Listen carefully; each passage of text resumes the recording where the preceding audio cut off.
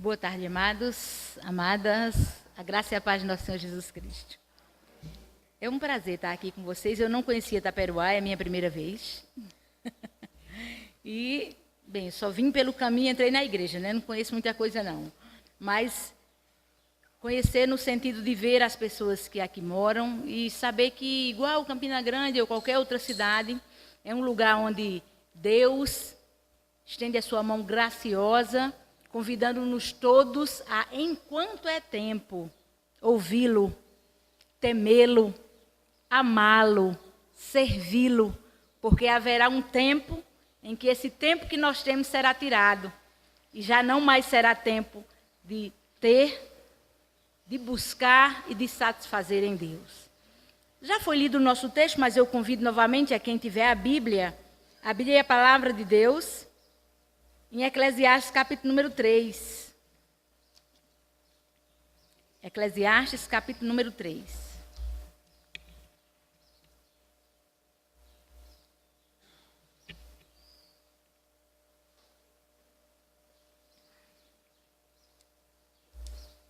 Amém?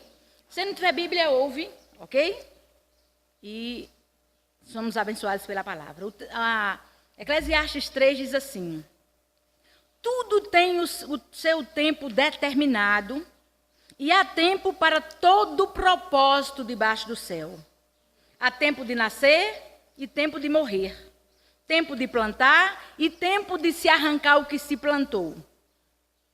Há tempo de matar e tempo de curar. Tempo de derribar e tempo de edificar.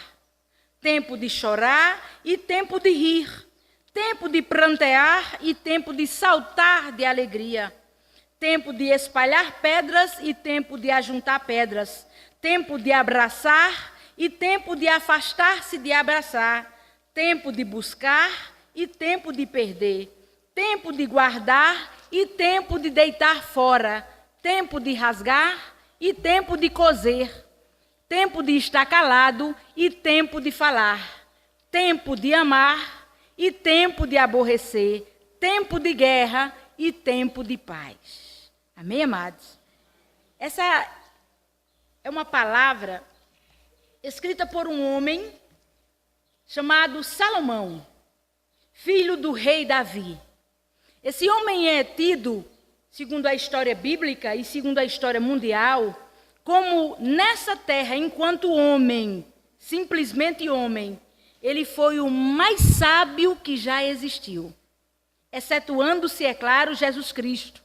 Enquanto mero homem, ele foi o mais sábio que já existiu.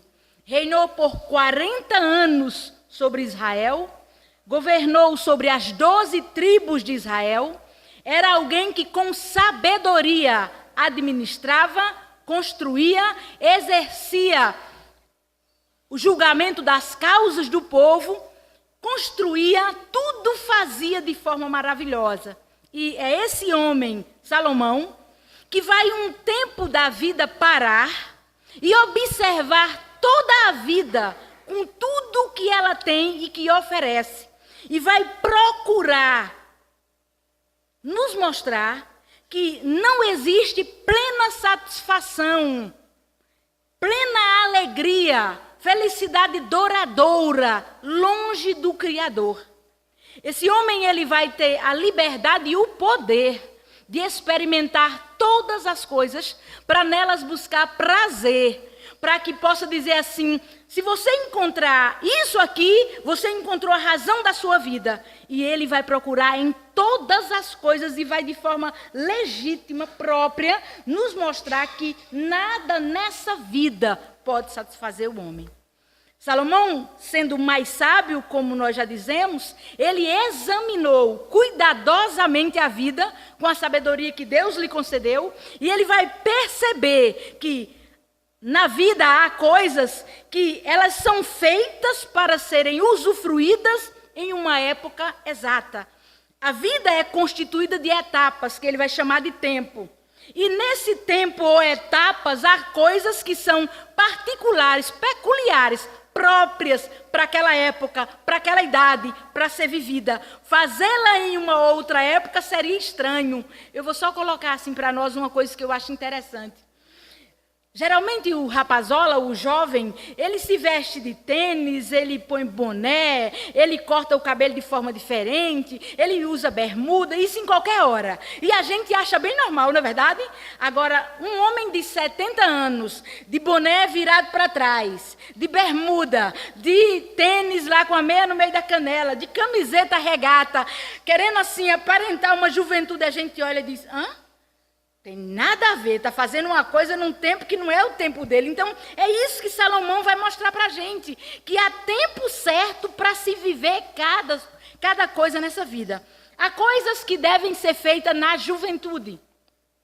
Há coisas que são peculiares à juventude, que é a época própria. No livro de Salomão, ele vai mostrar assim para a gente, de uma forma bem interessante, o seguinte. Ele vai dizer assim que há coisas que devem ser vividas na juventude, e quando vividas na juventude, elas são agradáveis, são próprias, se desenvolve nela. Há coisas que são vividas na vida adulta, e há coisas que são e devem ser vivida na última fase que nós chamamos velhice, hoje foi descaracterizado e é chamado de melhor idade. Não é verdade? Eu não sei se a turma aceita isso como uma realidade. Mas ele procurou atestar satisfação através do trabalho e ele trabalhou. Ele se embrenhou em trabalhar. O que nós vivemos hoje é produto de uma cultura desenvolvida no passado. Salomão, ele construiu, ele erigiu prédios, ele construiu templo, ele erigiu palácios, ele fez construções megas e faraônicas ao ponto de deixar de queixo caído pessoas de alto nome como a rainha de Sabá. Todos aqueles que do Oriente ou do Ocidente ouviam falar dele o admirou. E ele trabalhou cansativamente, exaustivamente, para pensar a seguinte ideia. Quando eu fizer todas as coisas, os prédios que construí, a beleza daquilo que eu construí, eu vou parar e vou dizer assim, estou satisfeito. Só que quando ele terminou de construir, ele percebeu que aquelas construções lhe causaram cansaço. E não satisfação. Que depois de pronto, ao invés de se regalar e ter a alma satisfeita, é como se ele olhasse e dissesse assim, só isso? Apenas isso?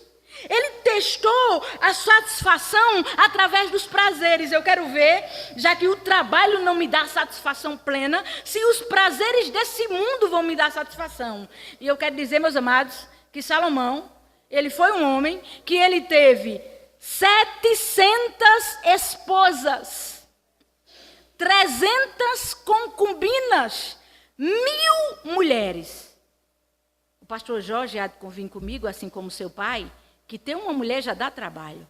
Imagina 1000. Imagina 1000. Você imagina todas falando ao mesmo tempo, todas pedindo as coisas ao mesmo tempo, todas querendo os destaque, todas querendo atenção. E ele para e ele diz assim, peraí minha gente, com relação à satisfação através dos prazeres, eu quero dizer assim, é melhor comer verdura num lugar onde tem paz do que comer um boi gordo perto de uma mulher que não cala a boca, fica falando o tempo inteiro, reclamando o tempo inteiro, é cansativo. Esse mesmo Salomão diz, olha, eu construí palácios para as minhas esposas, eu moro num palácio, agora eu quero dizer para vocês que é melhor morar lá numa cabaninha no alto da serra, numa choupana, do que perto de uma mulher que não para de falar, de reclamar, porque elas são semelhantes assim, aquela goteira que fica no ouvido da gente a noite inteira. Olha que interessante a postura desse homem com relação a buscar satisfação ou algo para que a alma dele pudesse parar. E ele não encontrou. Mas o que é que ele vai fazer? Eu vou buscar satisfação nas riquezas.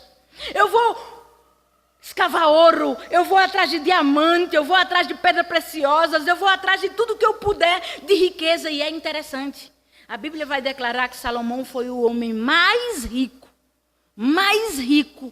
poderoso que essa terra já pôde presenciar. E, no entanto, ele vai dizer que a riqueza perde o valor quando ela é a razão última da sua vida. Eu acredito que você há de convir comigo, você está aqui me ouvindo.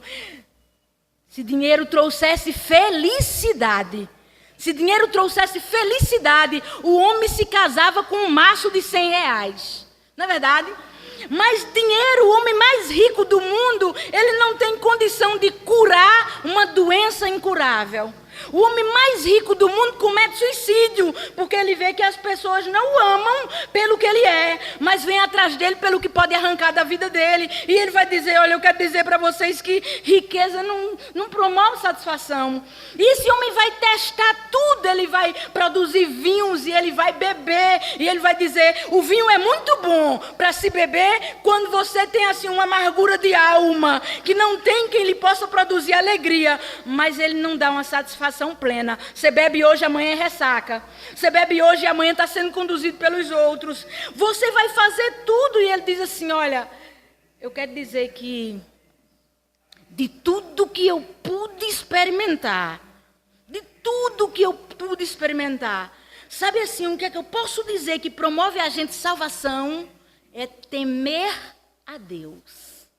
Não é ter medo, é se relacionar com Deus, é conhecer a Deus, é buscar a Deus, é amar a Deus, que não é uma mera religião, mas é o ser que tem a nossa vida nas suas mãos, tem o fôlego da nossa vida em si mesmo, é o ser que nos conhece, é o único que de fato nos ama. Isso é a conclusão a que eu chego. Não há prazer nessa vida.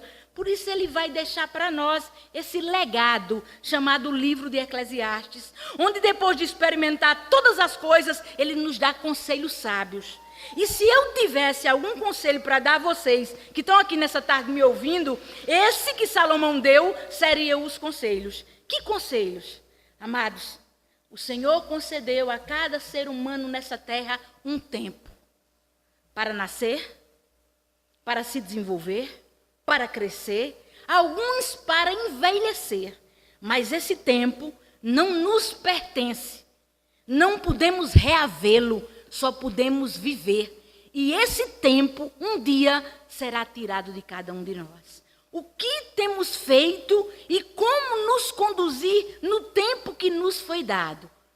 Como podemos usar o tempo a nosso favor, o tempo de forma a nossa vida de fato valer a pena a sua existência, e como podemos não o fazê-lo destruindo o presente que Deus nos dá. Tempo é algo que não nos pertence, não podemos pará-lo, não podemos reavê-lo, não podemos esticá-lo, não podemos diminuí-lo, só podemos vivê-lo. Amém, amados?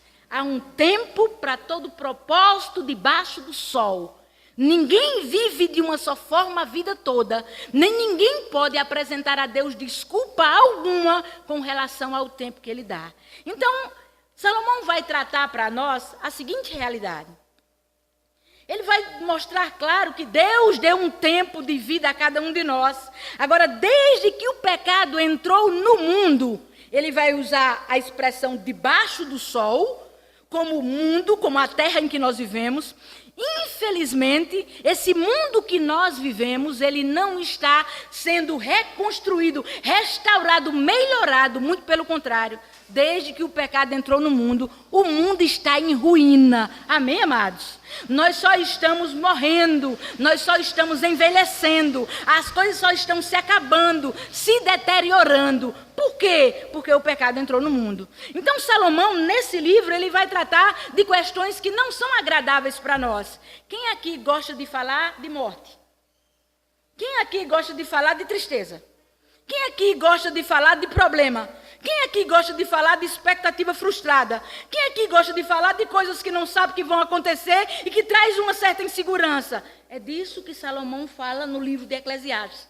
É o livro do ei, acorda, alerta. A vida real é isso. E a gente tem que atentar para isso, para que ninguém depois abra a boca e dizer assim, me arrependi, não consegui viver, não entendi as coisas como são. Então ele nos orienta a encarar essa vida com sabedoria, usando e usufruindo daquilo que vem para nós e entendendo, a vida tem uma razão de ser. Por isso ele vai dizer que há um tempo para se desenvolver todo o propósito nessa vida.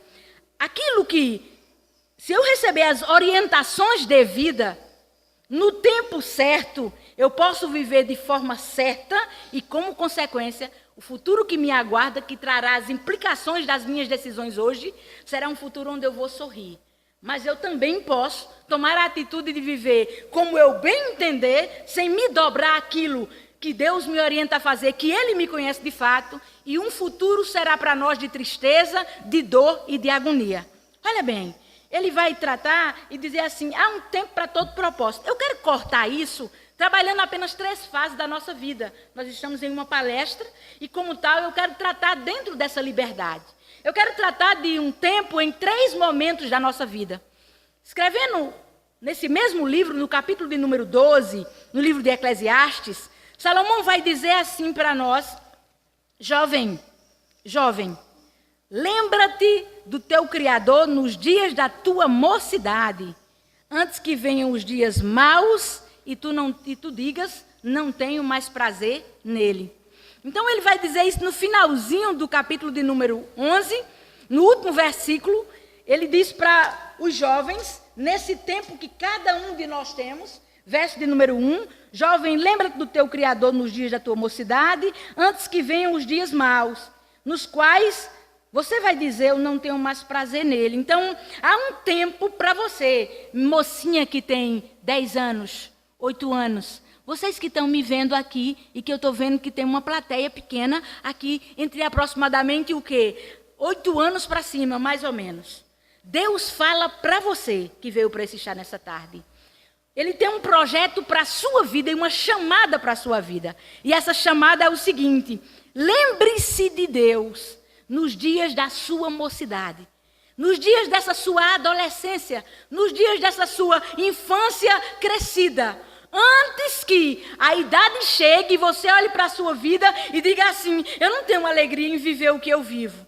Por quê? Porque a mocidade ou essa adolescência que no passado nós tínhamos a mocidade em aproximadamente alguém com 20 anos nós dizíamos é um moço. Hoje mais ou menos com 12, 13 anos a gente não fala mais que é adolescente. A gente já fala que é uma mocinha, senão eles se ofendem, né? Uma mocinha é um rapaz. Então ele vai dizer e dar conselho para vocês que estão saindo dessa infância e que estão assim recebendo uma gama de informação muito grande, porque a modernidade e pós-modernidade trouxe para nós um aceleramento das informações através da mídia, em especial a TV e o computador, e a gente hoje tem tudo que é informação chegando às nossas mãos rapidamente, e por causa disso nós temos crianças de 8, 9, 10, 11, 12 anos, já vivendo uma vida de adulto, às vezes até sendo pai e ou sendo mãe. E ele vai dizer para vocês, crianças, o conselho de Deus para vocês é assim, vivam a vida com relação à diversão, à obediência e à obrigação na época pertinente a vocês. E eu vou arrancar e dizer assim, crianças, ouçam seus pais. A melhor fase da vida para se ouvir os pais é hoje. 10, 12, 13 anos. Ouçam o que seus pais dizem.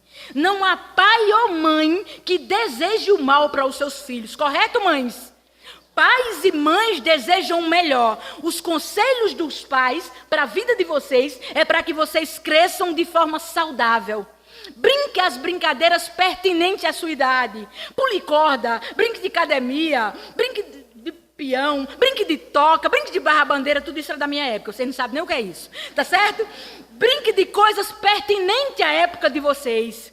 Esqueçam de estar colado com o rosto num celular, vendo a vida dos outros, que não é a vida de vocês, que não vai acrescentar na vida de vocês, que não vai causar felicidade a não ser inveja e desejo de fazer as coisas que aquele povo que não é feliz, que não aparenta a verdade, está vivendo e que pode destruir a sua própria vida. Então, crianças, ouçam, Deus tem um projeto para a vida de vocês. E qual é? É que vocês o ouçam.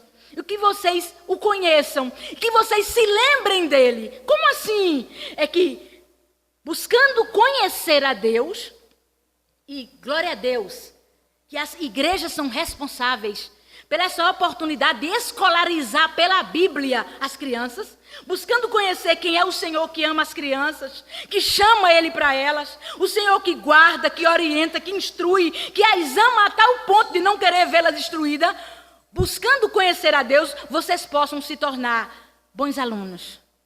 A escola é para vocês aprenderem, não para vocês brincarem de aprenderem. Vocês se tornarão bons filhos, bons amigos. Vocês se tornarão pessoas sociais que, na época em que vocês vivem, pelo fato de conhecer a Deus, se tornarão relevantes. Então, o conselho de Salomão é assim: eu vou pegar crianças e eu vou dizer assim: crianças, vocês têm hoje um tempo. Por quê? Porque algumas de vocês talvez nem cheguem à fase adolescente.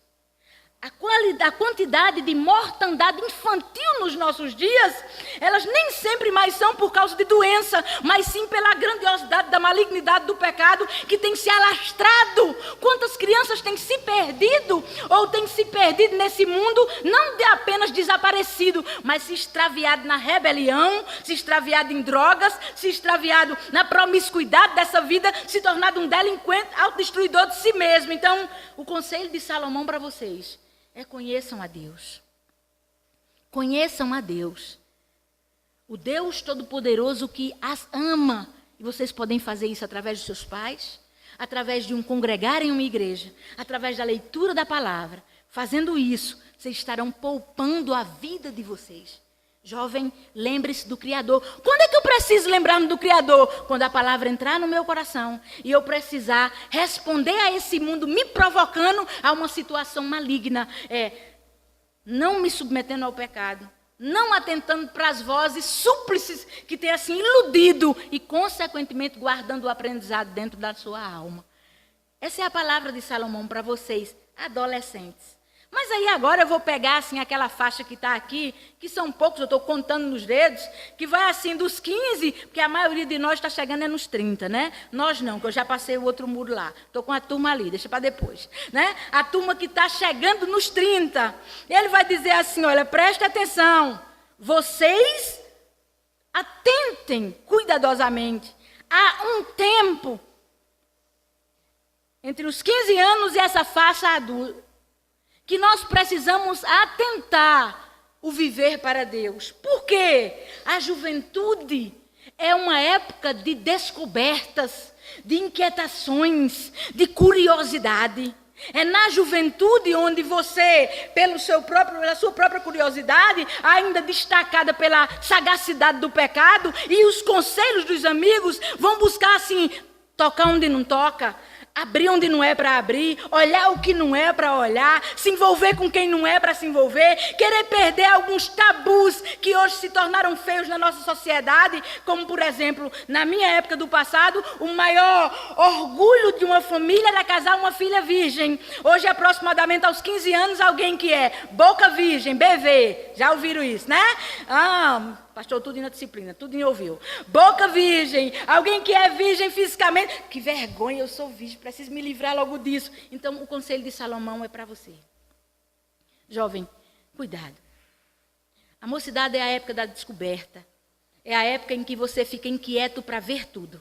Estamos em um mundo que a malignidade, ela chegou ao alcance de todo mundo numa aceleração tão grande que vocês estão aprendendo as coisas que não convêm na época em que não convém. Olha, gente, eu escutei um pregador dizer uma coisa interessante e constatei na vida real. Nós vivemos numa nação que agora não existe mais tempo para nada. Por exemplo, a gente tem manga o ano inteiro, né? A gente tem caju o ano inteiro, eu não sei onde eles vão arrumar. Não é de plástico não, porque eu já comi. A gente tem tudo que é fruta o ano inteiro. Agora você pode perceber que na época real da fruta se manifestar como sua época de safra, tudo é gostoso, ela é saborosa, ela é deliciosa. Agora, na época em que dá a fruta, mas não é a época dela, a gente come, né? Quem já tirou uma jabuticabazinha do pé e botou assim na boca, parecia mel, comeu com casca e tudo, e se empolgou, né? E comeu bastante, depois precisou aí de um laxante. Quem não já passou por isso, né? Mas aí o que vai acontecer? Pega a jabuticaba na época que não é dela. Você pensa que você está comendo groselha. A bicha é azeda, é sem gosto. Então, o que eu quero dizer com isso? Eu quero dizer que fazer as coisas na época que não é devida, ela tem outro sabor. Ela tem outro gosto. Ao invés de ser agradável, é amargosa. Moças, meninas, a gente já chega nas maduras. Atentem para uma coisa. Onde você encontrar não toque, não toque. A palavra de Deus que não devemos despertar o homem antes da sua fase, nem a mulher antes da sua fase. Ouçam o que nós estamos dizendo. Jovem, lembra-te do teu Criador. Conhece a Deus para dar parâmetros à tua vida. Para saber por onde ir, como ir e poder voltar de forma intacta. Por quê? Porque muitos jovens são chamados à descoberta do sexo. Muitos, os namoros nos nossos dias, não vamos botar a palavrinha bonitinha, a gente tem que falar o que vocês entendem. Os namoros nos nossos dias, eles não são namoros no sentido de relação, onde a gente está se conhecendo, não é para se experimentar.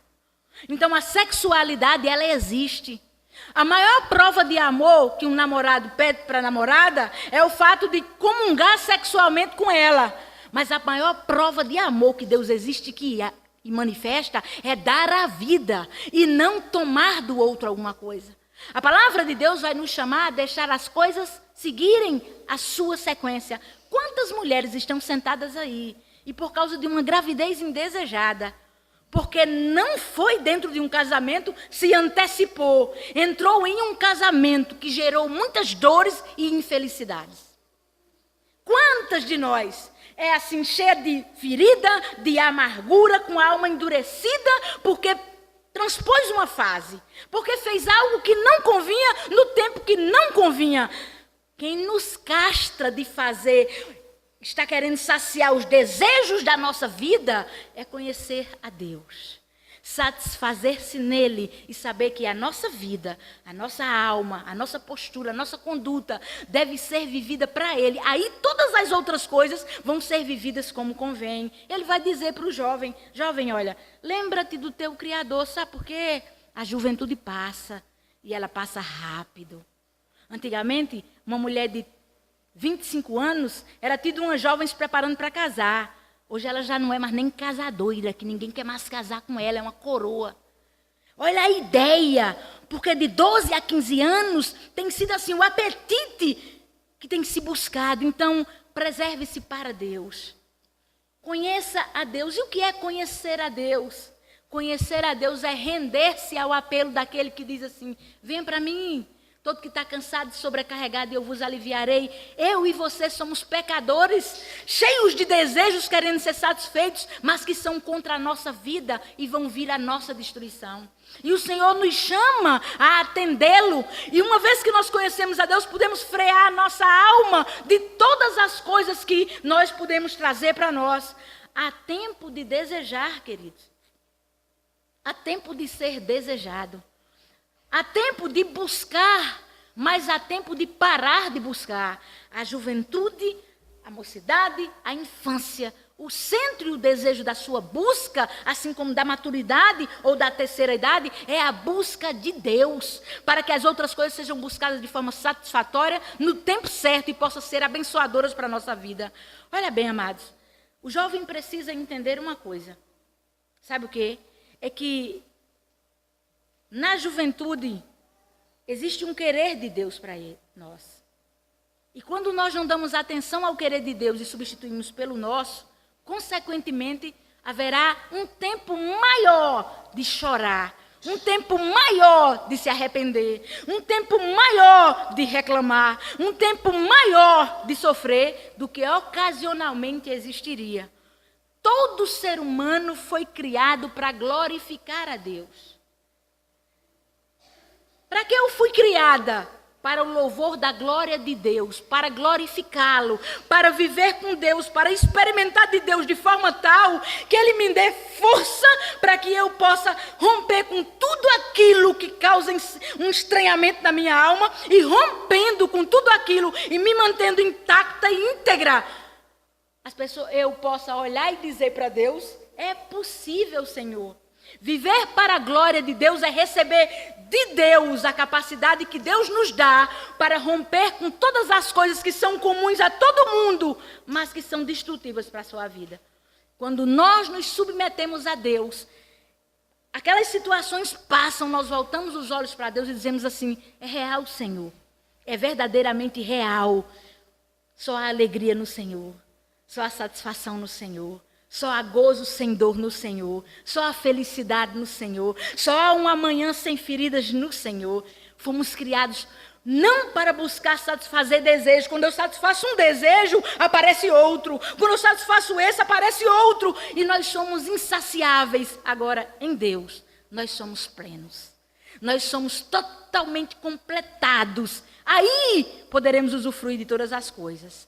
Mas olha, para nós que já assim chegamos aos 30, há uma palavra, e essa palavra é o seguinte: lembra-te do teu Criador no dia da tua mocidade. Sabe por quê? Porque Deus nos orienta como a vida deve ser vivida. Assim como a mocidade é uma fase que passa, a maturidade também é uma fase que passa.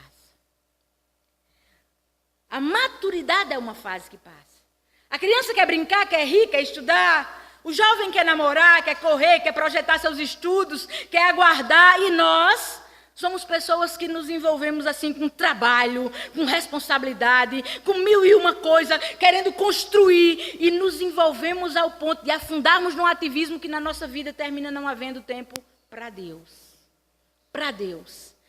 Se eu chamar vocês para a gente conversar um pouco, a gente vai. Se eu disser assim: você tem 3 minutos para eu falar do Senhor? Você diz: tenho não. É que eu estou tão ocupada, né? Eu achei engraçado. Um dia a gente foi para o interior fazer um evangelismo pelo seminário. E chegando lá, a gente levou muita gente, eu estava coordenando. E a maioria das casas que a gente entrava e dizia assim: você tem... A pessoa estava na porta, às vezes estava conversando, a gente dizia assim: você tem assim 3 minutinhos para falar de Jesus? Tem não, porque o arroz está no fogo, se lembrava naquela hora. E corria. Tem não. Aí a gente chegou numa casa, a gente no alto de uma serra, foi muito interessante.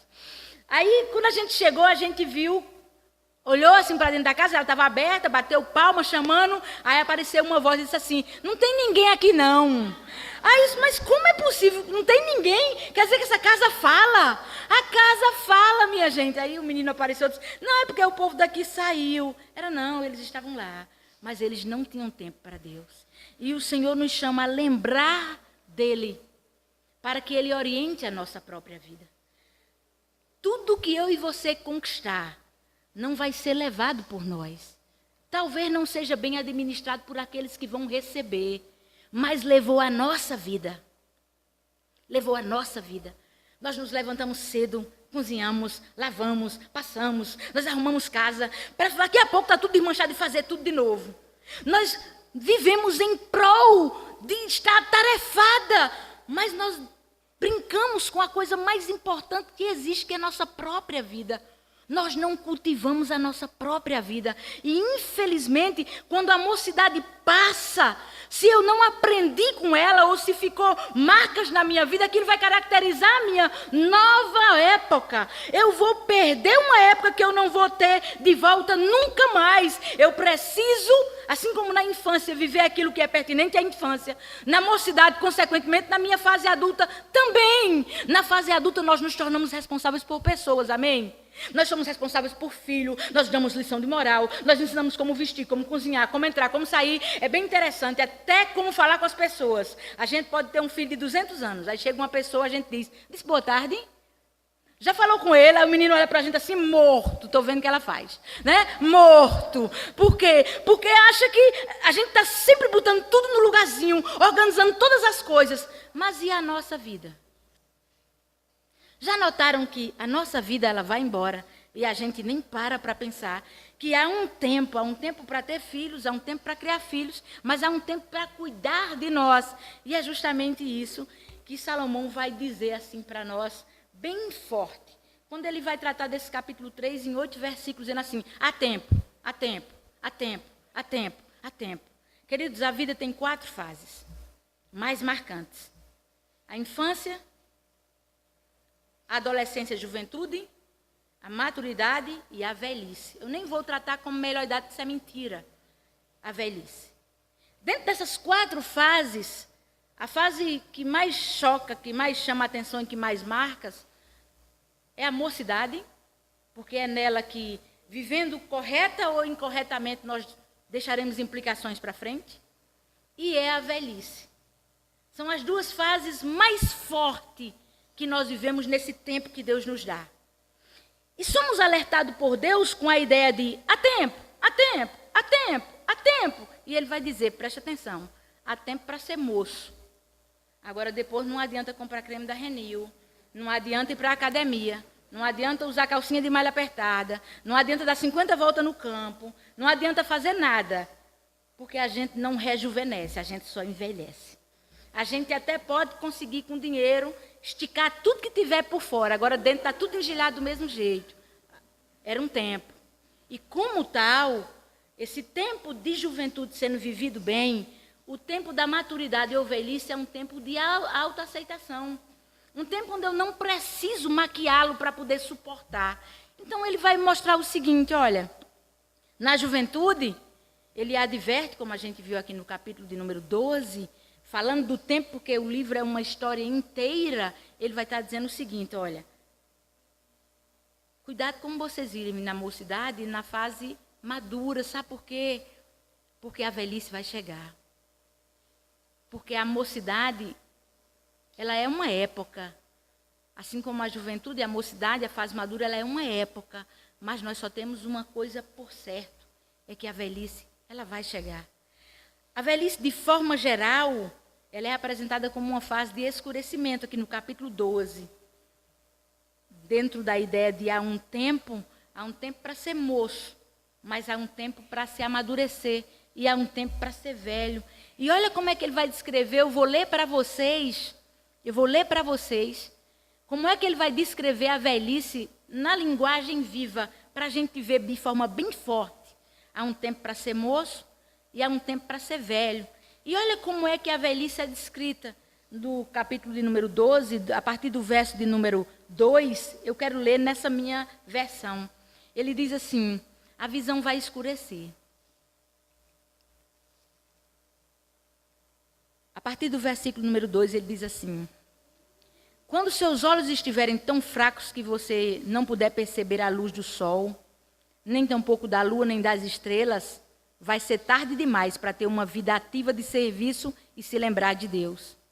Vai chegar um dia em que seus braços vão ter medo de velhice, suas pernas que hoje são firmes e fortes, vão ficar fracas, os dentes vão cair, você não vai poder mastigar direito, seus olhos vão ficar cansados e fracos, seus lábios vão murchar, vão ficar bem fechados enquanto você tenta mastigar sua comida, você vai acordar com o barulho dos pássaros, não vai mais ouvir direito, mal vai conseguir falar com a voz trêmula, você vai ter medo de lugares altos, medo de cair, você vai ser um velho de cabelo branco, de rosto murcho, que anda se arrastando, já não vai ter vigor físico, vai ver a morte de perto, vai se aproximar cada vez mais da casa eterna. Depois disso, vem a morte, vem aqueles que vão estar chorando. Essa versão que eu coloquei aqui para vocês é para dar para nós, enquanto somos jovens, um choque, tratando da realidade de que a vida não vai ser sempre assim. Deus chama cada um de nós, enquanto é tempo, para ouvir sua voz e a buscá-lo, porque vai chegar tempo em que nós mesmos não vamos ter coragem ou força para fazer isso. E ele diz, enquanto você é jovem, me busque. Enquanto você amadurecer, me busque. Por quê? Porque vai chegar a velhice. E a velhice vai ser aquela fase de que se você não me buscou nas fases anteriores, vai ser mais difícil. E você vai ficar apenas dizendo assim, eu devia, eu podia. Ah, se fosse mais cedo. Ah, porque eu não encontrei o Senhor. Ah, porque eu não fiz isso. Ele vai dizer o seguinte, olha, vão se escurecendo os olhos. Por quê? Porque você que é um rapazinho, você que é uma mocinha, se você conseguir envelhecer, você que está com 30 anos, se conseguir envelhecer, sabe o que é que vai acontecer conosco? Vai aparecer umas coisinhas ruins chamadas problema de vista. A maioria de nós usa óculos, quem não está com ele deixou em casa. É verdade, eu sei disso. Mas além de problema de vista, sabe o que é que a gente vai ter? A gente vai ter catarata, a gente vai ter glaucoma. Isso são coisas que são os presentes da terceira idade. Mas olha, as mãos vão ficar sem força, Na velhice, a gente não consegue abrir garrafa de Coca-Cola, a gente não consegue destampar a panela de pressão, a gente não consegue espremer um pano quando está lavando roupa, dói as juntas, dói tudo que você possa imaginar, mas a velhice é um tempo da vida. Se você ouviu a Deus no tempo certo, você vai envelhecer. Mas o que é que vai acontecer? Você não vai virar um idoso, avarento, rixoso, reclamão. Você vai agradecer a Deus o que viveu. Por isso ele chama no tempo da vida a viver o tempo certo com Deus, para ser satisfeito em Deus. Mas ele diz mais, vai ter tempo que além de você não conseguir abrir mais as coisas, de derrubar tudo, se você cair, você não se levanta. Você não se levanta. Tem coisa mais dolorosa do que cair.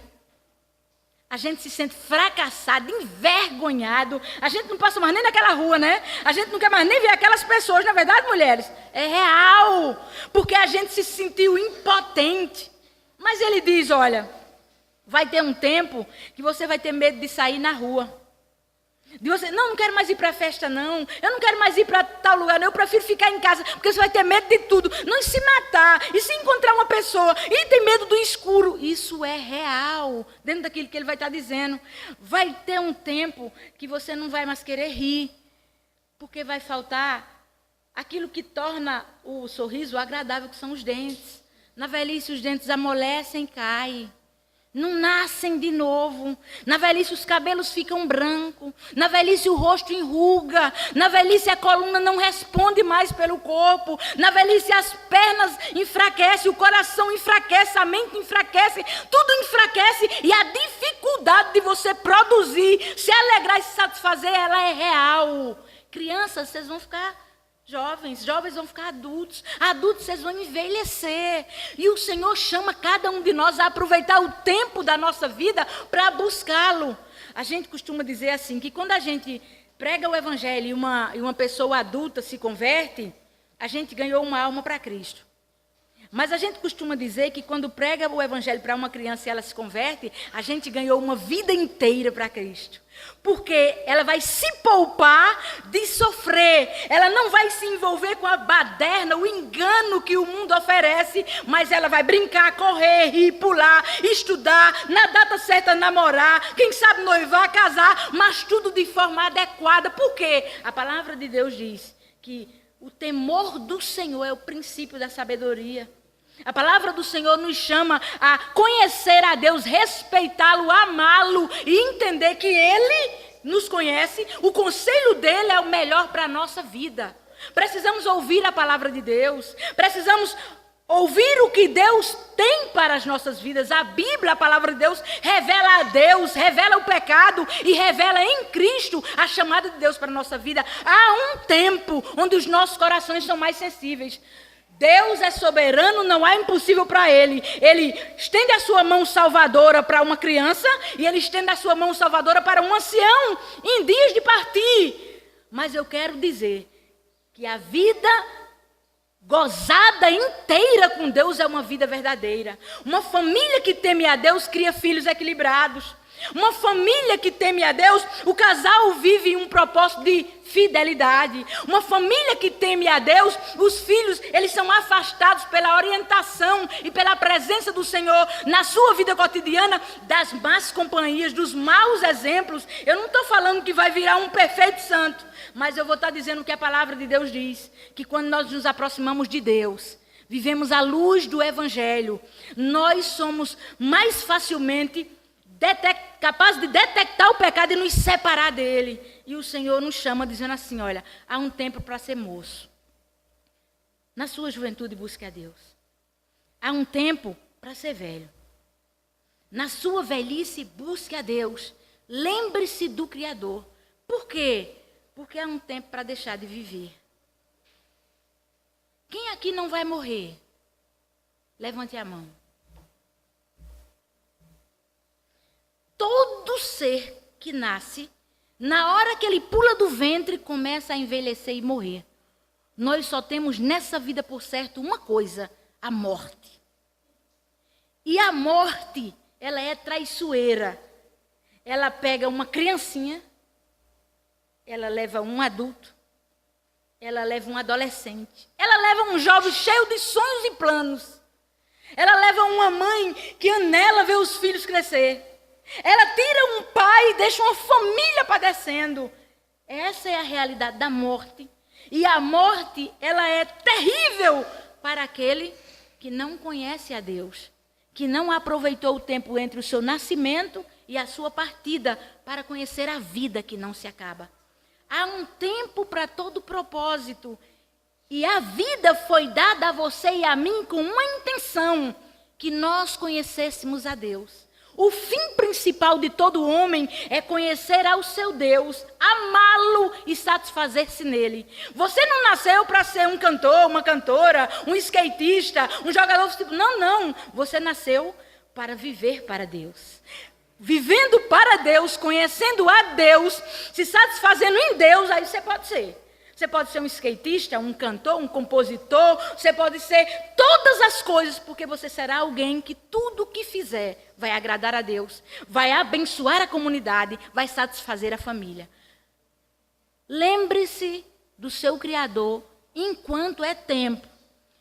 Nos versículos que nós lemos, capítulo 3, verso de 1 a 8, a palavra-chave que vai bater assim em nós o tempo inteiro é há tempo, há tempo, há tempo, há tempo, há tempo, há tempo próprio, há tempo próprio, há tempo próprio. Por quê? Porque a maioria de nós um dia vai se encontrar com Deus. Será maravilhoso se esse encontro for para ser abraçado como filho de Deus que ouviu a sua voz. O Senhor disse para a nação de Israel e repete para nós: se hoje ouvires a minha voz, que pelo seu Espírito chama incansavelmente todos os seres humanos a arrependerem-se e, abandonando seus pecados, lançarem-se aos pés da cruz para receber do Senhor perdão e uma vida verdadeira. Todos nós somos chamados todos os dias e ninguém vai dizer: Senhor, nunca te ouvi ou não tive tempo. O Senhor nos dá tempo para todas as coisas, mas para em todas as coisas nos lembrarmos dele. Não apenas é assim: eita, me lembrei de Deus. Não, é o que Deus quer de mim, é o que Deus me ensina pela sua palavra, é o que Deus requer da minha vida. E o que Deus requer de todos nós é que nós o busquemos enquanto se pode achar. A juventude vai passar. A maturidade, com todos os seus afazeres, com todos os seus compromissos, vai passar. A velhice vai chegar, com todas as suas implicações, mas até nela o Senhor nos chama a ouvir a sua voz. Sabe por quê, amados? Porque Ele vai estar dizendo assim para nós, que sabe qual é o tempo para buscar a Deus? O tempo para buscar a Deus é enquanto nós estamos vivos. O tempo para buscar a Deus é enquanto está vivo. É na infância, é na juventude, é na maturidade, é na velhice. Enquanto estiver vivo, é tempo para buscar a Deus. Há um tempo para todo propósito. E em todas as fases da vida, nas dificuldades da vida, nas alegrias ou dores da vida, é tempo de buscar a Deus. Enquanto estivermos vivos, sabe por quê? Porque um dia a vida vai se encerrar. E infelizmente, alguns vão descobrir com muita tristeza que após a morte só há julgamento. A palavra de Deus diz para nós: ao homem é dado morrer uma só vez. Hebreus. Após a morte segue-se o juízo. Todos os apelos e convites que recebemos do Senhor nessa vida, nesse tempo que nós temos vivido, será apresentado diante de nós. E ninguém poderá se desculpar. Aos cristãos que estão aqui nessa tarde, eu quero dizer o seguinte para nós.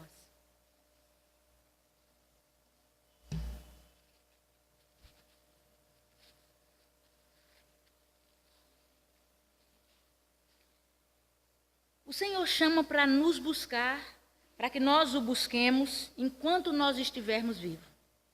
Cristianismo não é religião. Há um tempo para conhecer a Deus. E esse tempo é quando o Senhor abriu os olhos do nosso entendimento e nos fez entendermos pecador e nos chamou pela cruz a confiarmos nele, porque ele tomou o nosso lugar para que nós vivamos a sua vida. Quando nós entregamos a nossa vida a Cristo, quando ele a tomou e nos deu a sua vida, ele nos fez um apelo. E o apelo é: santificai-vos, separai-vos da corrupção. Paulo vai abrir de forma larga esse convite, dizendo assim: jogue fora os vícios, as roupas contaminadas do pecado, os conceitos errados, as posturas que vocês tinham. Jogue fora, porque isso não pode viver na vida de vocês. Se vocês tentarem trazer o evangelho para uma vida toda desregrada, é como botar vinho novo num odre velho. Vai se romper a vida de vocês. E ao invés de vocês viverem um cristianismo de verdade e alcançar a família de vocês, conduzir elas para a salvação, vocês vão causar escândalo. Vocês viram que foi que o nosso irmão contou aqui para nós. Que apesar de abraçar a fé, mas olhar para as suas necessidades e precisar trabalhar para manter uma família, ele era confrontado pelos olhares das pessoas. Ele era confrontado. Por quê? Porque é uma postura própria para a fé cristã. Mulheres devem ser santas, homens devem ser santos. E a palavra santo é separado do pecado, é abandonando a vida que outrora vivia, é vivendo esse período de tempo que você vai viver aqui na terra, assim como todos nós, separando-se do pecado para que a presença do Senhor se manifeste de forma gloriosa na sua vida e a sua vida lance para o mundo a luz da libertação, da verdade, da salvação proporcionada por Cristo. Então, mulheres que estão aqui nessa tarde, que vieram para um chá, que talvez nem congreguem aqui, mas que congregam em outros lugares, que são cristãs, eu quero dizer para vocês: abraçaram a fé? Então, leia a palavra de Deus. Rosalia, eu não sei ler. Escuta, os celulares hoje, eles têm Bíblia. A TV hoje tem Bíblia, o rádio tem Bíblia, o computador tem Bíblia. Em todo lugar você pode ouvir a palavra de Deus. A fé, a palavra que entra no coração e transforma a nossa vida, a nossa conduta, a nossa mente, ela vem por ouvir a palavra de Deus. Amém, amados? Ouça a palavra, chore, lute, clame pedindo a Deus para obedecê-la e submeter. Sabe por quê? Só assim você vai poder ser uma mulher, uma esposa segundo o coração de Deus.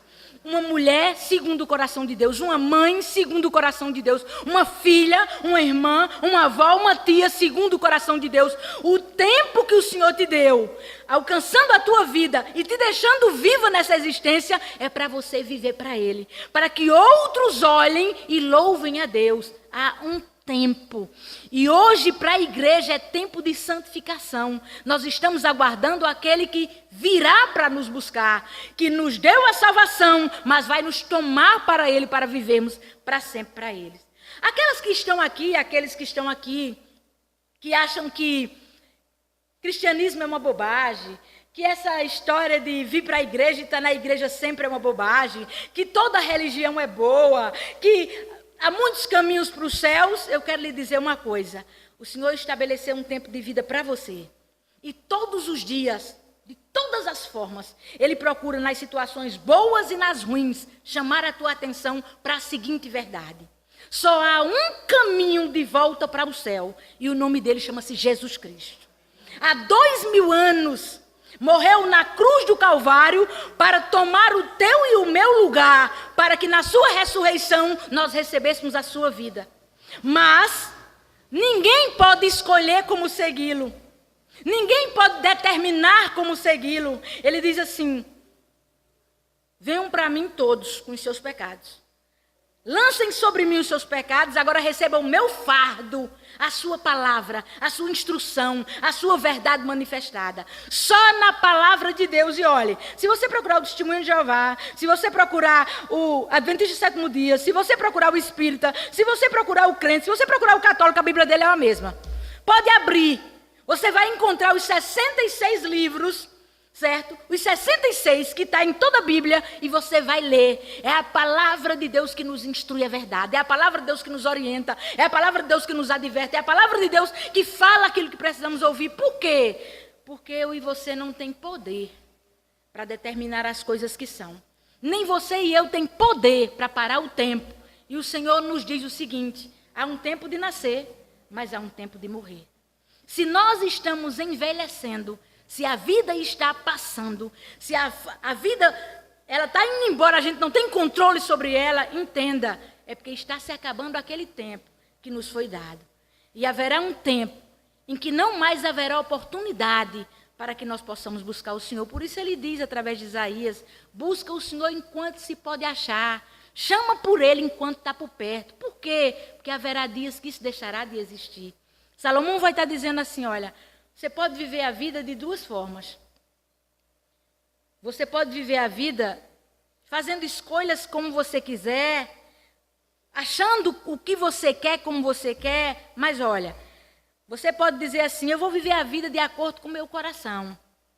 Aquilo que eu aprendi dos meus pais, que eu sei, eu vou seguir assim, porque eu não posso abrir mão disso. Na própria palavra, Deus diz que o coração é traiçoeiro e enganoso. E ninguém pode olhar para o seu coração e confiar nele como certo. Sabe por quê, amados? Porque, infelizmente, a maioria dos nossos corações, além de cheio de pecado, eles estão cheios de trauma, de tristeza, de frustração, de desequilíbrio emocional, de conclusão errada. Consequentemente, a gente nunca vai perceber o que é certo. Por isso o Senhor nos chama, no tempo em que nós temos, a olharmos para Deus e a atentarmos para Ele, para a sua palavra que é a verdade, para a sua salvação que é estendida para pecadores, para a urgência de que nós tomemos uma atitude ouvindo a sua voz, porque os nossos dias são maus. Sexta-feira, nós estávamos em casa quando a nossa vizinha ligou para nós e disse assim, em desespero. Aliás, minha irmã entrou dizendo assim, em desespero. O marido da vizinha estava vivo até 5 horas da tarde. Deu ovos de Páscoa para os filhos, brincou com eles, riram. Foi assim uma tarde memorável. Quando foi 6 horas, ele se sentiu mal. Quando foi 7 horas, ele entrou na UPA. 7 horas ele entrou e morreu no banco da espera para ser atendido. Ele não teve poder sobre a própria vida. Todo o amor, ele ainda gritou, Jesus, não me leve não, que eu tenho filhos para criar. Mas houve um tempo em que ele viveu quase 20 anos de casamento. E ele só lembrou de Jesus naquele momento, há um tempo. Que tempo nós temos tirado para lembrar do Senhor? Nós podemos confiar no nosso coração, confiar nas tradições, confiar na nossa imaginação e fracassar, ou nós podemos tomar uma outra atitude, viver a partir do que conhecemos de Deus. Amados, o Senhor Deus existe. Tudo que no mundo existe foi criado por Ele, para o louvor da sua glória, inclusive a sua vida. O pecado maculou a sua vida. E nós vivemos um tempo da nossa vida naufragados no pecado. Mas o Senhor enviou na plenitude dos tempos o Salvador, Jesus Cristo. E esse Jesus Cristo chama de dia e de noite, homens e mulheres, jovens e crianças, anciãos, chamam todos a reconciliarem-se com Ele, porque a vida é breve, ainda é sobrecarregada de ocupações para nos tirar a atenção, e um dia ela vai se encerrar.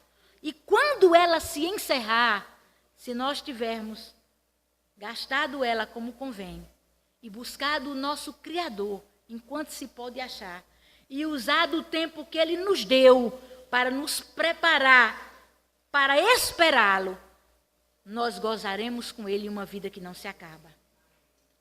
Queridos, o nosso tempo de palestra acabou, mas muitos dos que estão aqui vão ter algum tempo de vida ainda, assim como eu, assim como nós, para vivermos. E Deus nos chama a aproveitarmos esse tempo para buscá-lo. Os dias são maus, o pecado tem aumentado, a violência tem aumentado, a insensibilidade dos nossos corações tem aumentado, a rebelião e o pecado têm aumentado. O mundo não nos oferece nada de bom, mas eu quero dizer que aquele que foi está voltando. Assim como na criação do mundo foi prometido quando o homem caiu um Salvador, na plenitude dos tempos, Gálatas 4:4, ele veio. Viveu entre nós, morreu pelos nossos pecados, ressuscitou, está sentado à destra de Deus, mas está voltando. Está se acabando o tempo que é dado para cada um de nós, quer seja com a morte, quer seja com o retorno de Cristo. E o que é que nós temos feito do tempo que nós temos tido com relação a priorizar aquilo que é mais importante do que pessoas e do que coisas, é a nossa vida. E a nossa vida, um dia vai diante do Senhor, ser determinado se ela vai viver com o Senhor em gozo e em alegria para sempre, ou se ela vai viver diante do Senhor, vendo a face da ira, com um julgamento extremamente doloroso que nada poderá mudar. A vida eterna é decidida nessa vida. O tempo de nós decidirmos o futuro é o tempo presente. Há tempo para todo propósito. Eu concluo dizendo para a gente o seguinte: essa nossa vida é pequena, curta e fadada a um final doloroso ou um final glorioso. E o que nós vamos escolher? O que é que você tem feito do seu tempo? Todos nós temos 24 horas. E todos nós podemos usar essas 24 horas para centralizar ao Senhor e vivê-la de forma memorável. Amém, amados? Não percamos o nosso tempo, nem o desperdiçamos, nem o joguemos fora. Mas vamos usá-lo de forma que quando um dia nos apresentar diante de Deus, louvemos ao Senhor pelo tempo. Tempo de salvação, tempo de santificação, tempo de alegria, tempo de fazer amigos, tempo de manifestar a glória do Senhor, tempo de viver uma vida verdadeira.